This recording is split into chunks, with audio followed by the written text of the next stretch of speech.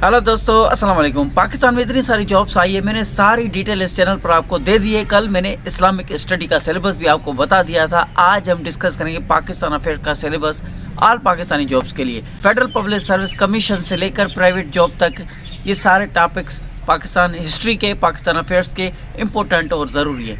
मैं इस तरह से इसको डिज़ाइन किया है ताकि आप किसी भी जॉब्स के लिए अप्लाई करें और ये तैयारी करके जाएँ तो 100% आपको क्वालिफाई कर जाएंगे।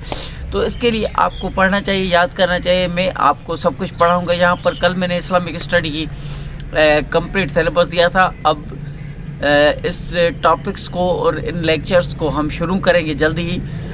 कल से इंशाल्लाह ये सारी हिस्ट्री पढ़ाऊँगा अलग अलग पोर्शन करके। अब देखो, पाकिस्तान अफेयर्स का सिलेबस पाकिस्तानी, हर एक पाकिस्तानी के लिए है, ठीक है। हर कोई टेस्ट, जो भी जिस टेस्ट के लिए अप्लाई करेगा वो यही पढ़ेगा और क्वालिफाई करेगा। देखो, बहुत रिसर्च बेस्ड बना हुआ है ये सिलेबस।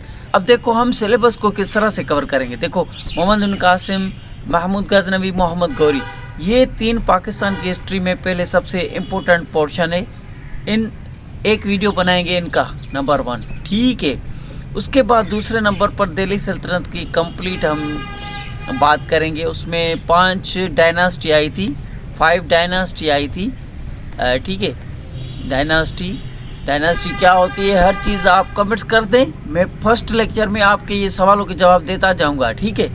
तो दूसरा लेक्चर होगा दिल्ली सल्तनत का कंप्लीट। उसमें 5 डायनास्टी थी और तकरीबन 12 इम्पोर्टेंट रूलर थे जिनकी हम बात करेंगे, ठीक है।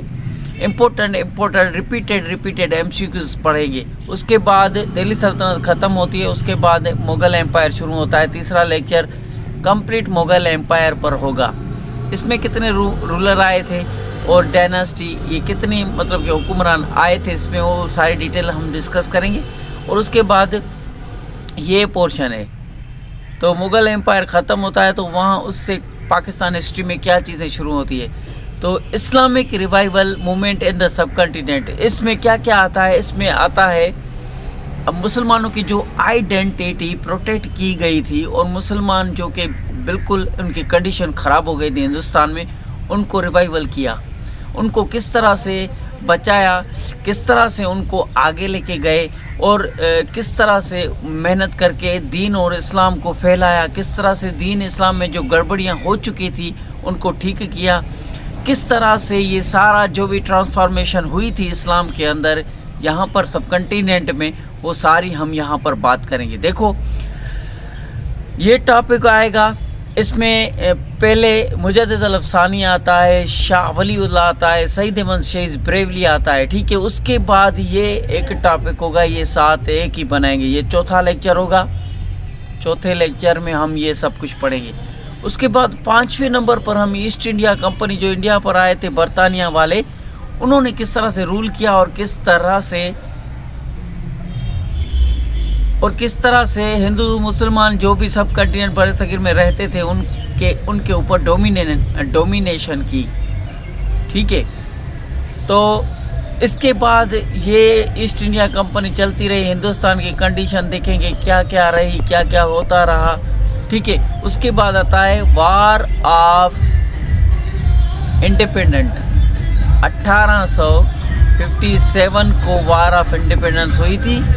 फिर उसके बाद जो भी मूवमेंट आए थे, ठीक है, वो सारे एक एक करके डिस्कस करेंगे।